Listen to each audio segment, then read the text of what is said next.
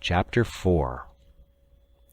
Fritz groaned heavily under the weight of his canes as we traveled on, and pitied the poor negroes, who had to carry such heavy burdens of them. He then, in imitation of me, tried to refresh himself by sucking a sugar cane, but was surprised to find he failed in extracting any of the juice. At last, after some reflection, he said, "Ah, I remember! If there is no opening made for the air, I can get nothing out." I requested him to find a remedy for this. "I will make an opening," said he, "above the first knot in the cane.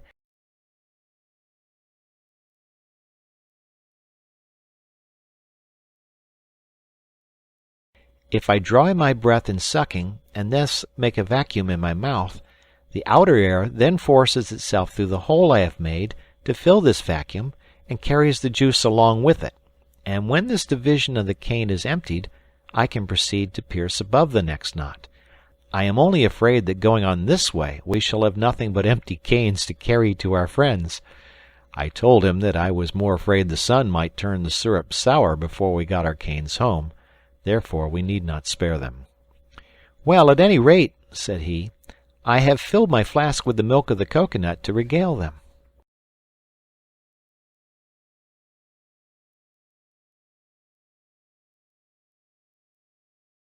I told him I feared another disappointment, for the milk of the coconut, removed from the shell, spoiled sooner than the sugar cane juice. I warned him that the milk, exposed to the sun in his tin flask, was probably become vinegar. He instantly took the bottle from his shoulder and uncorked it, when the liquor flew out with a report, foaming like champagne. I congratulated him on his new manufacture, and said we must beware of intoxication.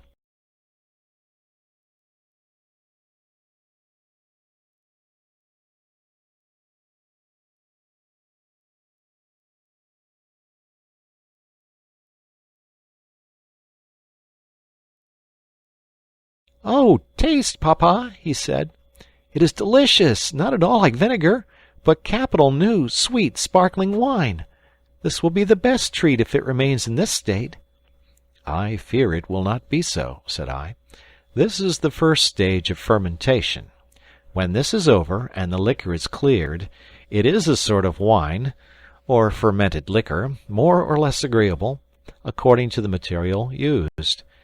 By applying heat, a second and slower fermentation succeeds, and the liquor becomes vinegar. Then comes on a third stage, which deprives it of its strength and spoils it. I fear, in this burning climate, you will carry home only vinegar, or something still more offensive. But let us drink each other's health now, but prudently, or we shall soon feel the effects of this potent beverage." Perfectly refreshed, we went on cheerfully to the place where we had left our gourd utensils. We found them quite dry, and hard as bone. We had no difficulty in carrying them in our game bags. We had scarcely got through the little wood where we had breakfasted, when Turk darted furiously on a troop of monkeys who were sporting about, and had not perceived him. He immediately seized a female, holding a young one in her arms, which impeded her flight, and had killed and devoured the poor mother before we could reach him.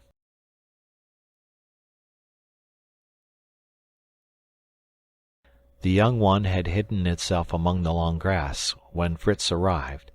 He had run with all his might, losing his hat, bottle, and canes, but could not prevent the murder of the poor mother. The little monkey no sooner saw him than it leaped upon his shoulders, fastening its paws in his curls, and neither cries, threats, nor shaking could rid him of it. I ran up to him laughing, for I saw the little creature could not hurt him, and tried in vain to disengage it. I told him he must carry it thus. It was evident the sagacious little creature, having lost its mother, had adopted him for a father.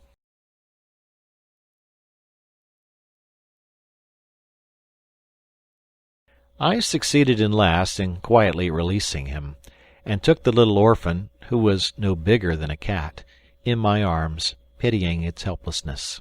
The mother appeared as tall as Fritz. I was reluctant to add another mouth to the number we had to feed, but Fritz earnestly begged to keep it, offering to divide his share of coconut milk with it till we had our cows.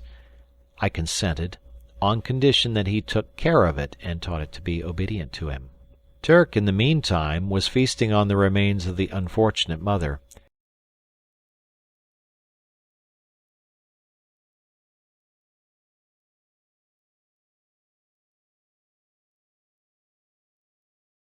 Fritz would have driven him off, but I saw we had not food sufficient to satisfy this voracious animal, and we might ourselves be in danger from his appetite. We left him, therefore, with his prey, the little orphan sitting on the shoulder of its protector, while I carried the canes. Turk soon overtook us, and was received very coldly. We reproached him with his cruelty, but he was quite unconcerned, and continued to walk after Fritz. The little monkey seemed uneasy at the sight of him, and crept into Fritz's bosom, much to his inconvenience.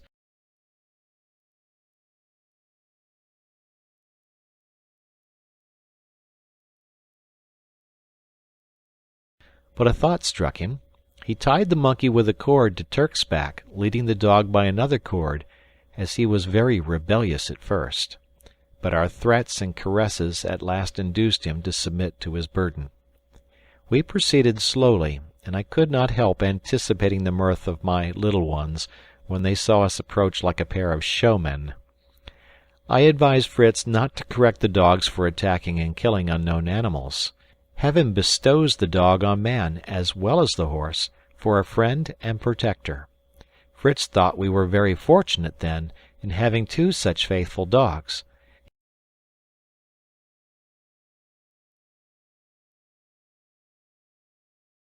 He only regretted that our horses had died on the passage, and only left us the ass.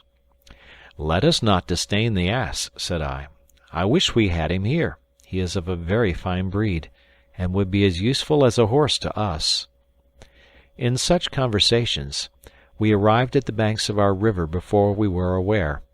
Flora barked to announce our approach, and Turk answered so loudly that the terrified little monkey leaped from his back to the shoulder of its protector, and would not come down. Turk ran off to meet his companion, and our dear family soon appeared on the opposite shore, shouting with joy at our happy return.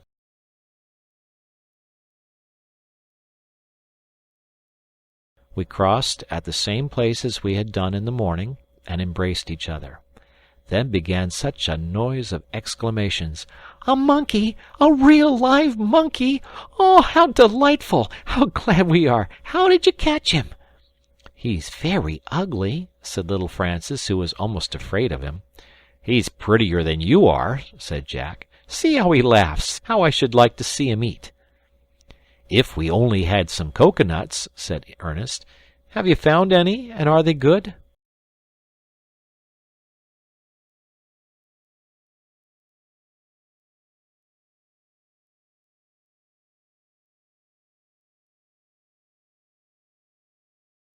"Have you had any unpleasant adventures?" asked my wife. It was in vain to attempt replying to so many questions and exclamations. At length, when we had got a little peace, I told them that, though I had brought them all sorts of good things, I had unfortunately not met with any of our companions. "God's will be done," said my wife. "Let us thank him for saving us, and again bringing us together now."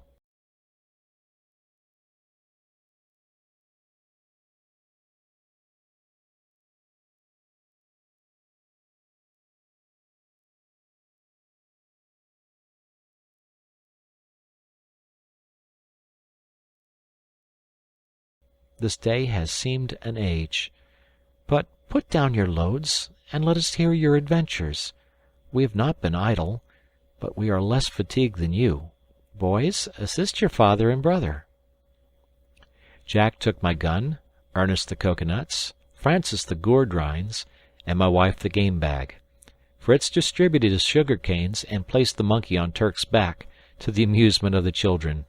He begged Ernest to carry his gun, but he complained of being overloaded with the great bowls. His indulgent mother took them from him, and we proceeded to the tent.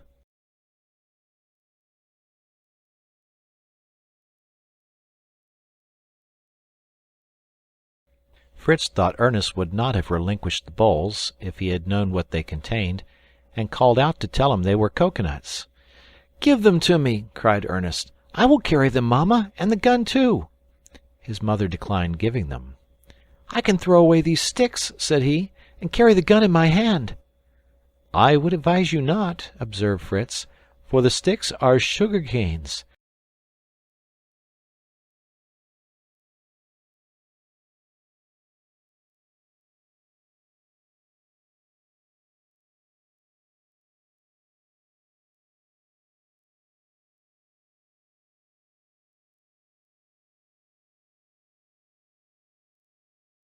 "Sugar canes!" cried they all, surrounding Fritz, who had to give them the history and teach them the art of sucking the canes. My wife, who had a proper respect for sugar in her housekeeping, was much pleased with this discovery, and the history of all our acquisitions, which I displayed to her. Nothing gave her so much pleasure as our plates and dishes, which were actual necessaries. We went to our kitchen, and were gratified to see preparations going on for a good supper. My wife had planted a forked stick on each side of the hearth. On these rested a long thin wand, on which all sorts of fish were roasting, Francis being entrusted to turn the spit. On the other side was impaled a goose on another spit, and a row of oyster shells formed the dripping pan. Besides this, the iron pot was on the fire, from which arose the savoury odour of a good soup. Behind the hearth stood one of the hogsheads, opened, and containing the finest Dutch cheeses, enclosed in cases of lead. All this was very tempting to hungry travellers, and very unlike a supper on a desert island. I could not think my family had been idle when I saw such a result of their labours. I was only sorry that they had killed the goose, as I wished to be economical with our poultry.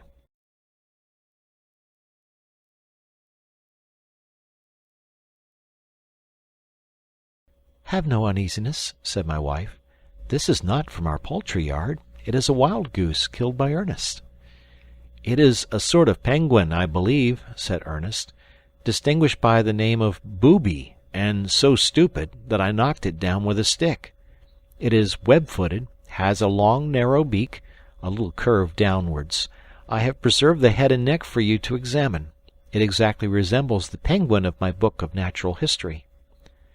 I pointed out to him the advantages of study, and was making more inquiries about the form and habits of the bird, when my wife requested me to defer my catechism of natural history.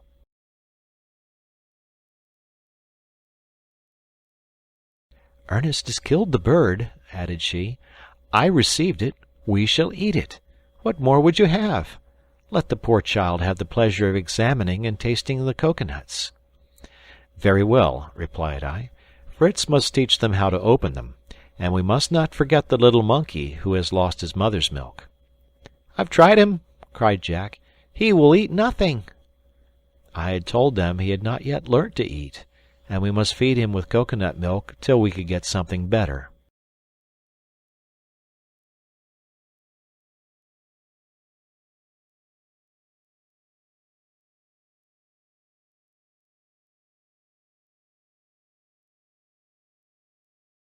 Jack generously offered all his share, but Ernest and Francis were anxious to taste the milk themselves.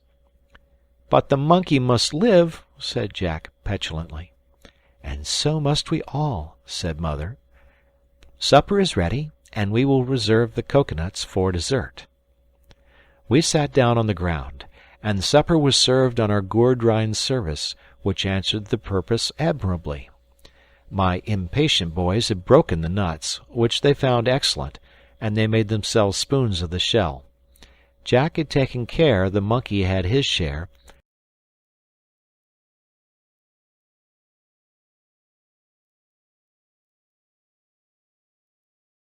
They dipped the corner of their handkerchiefs in the milk and let him suck them. They were going to break up some more nuts after emptying them through the natural holes, but I stopped them and called for a saw. I carefully divided the nuts with this instrument, and soon provided us each with a neat basin for our soup, to the great comfort of my dear wife, He was gratified by seeing us able to eat like civilized beings. Fritz begged now to enliven the repast by introducing his champagne. I consented, requesting him, however, to taste it himself before he served it. What was his mortification to find it vinegar! But we consoled ourselves by using it as sauce to our goose, a great improvement also to the fish. We had now to hear the history of our supper. Jack and Francis had caught the fish at the edge of the sea. My active wife had performed the most laborious duty in rolling the hogshead to the place and breaking open the head. The sun was going down as we finished supper, and recollecting how rapidly night succeeded, we hastened to our tent, where we found our beds much more comfortable from the kind attention of the good mother, who had collected a large edition of dried grass. After prayers, we all lay down, the monkey between Jack and Fritz, carefully covered with moss to keep him warm.